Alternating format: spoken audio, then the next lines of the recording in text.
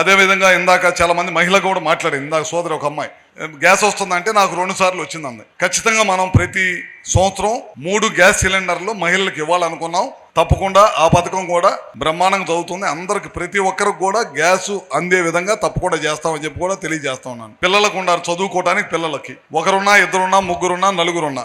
నిన్న మొన్న ముఖ్యమంత్రి గారిది కలెక్టర్స్ కాన్ఫరెన్స్ జరిగింది. అందులో ముఖ్యమంత్రి గారు చెప్పారు, ఒక చాటకి ఏదో కార్యక్రమానికి వెళ్తే ఓ మహిళ 6 ఉన్నారు పిల్లలు, నాకు 6 7 ఉన్నారు, 1,05,000 రూపాయలు చదువుకోవడానికి వాళ్ళ ఇంటికి, ఒక్క ఇంటికి 1,05,000 రూపాయలు వస్తుంది వాళ్ళ పిల్లలందరికి కూడా చదువుకోవడానికి.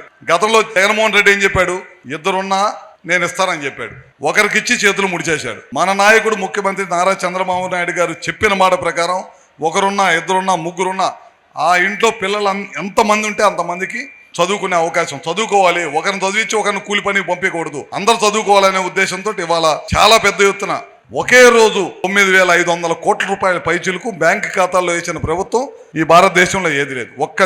ఒక్క చంద్రబాబు నాయుడు గారి ప్రభుత్వం తప్పక మరొకటి లేదనమాట.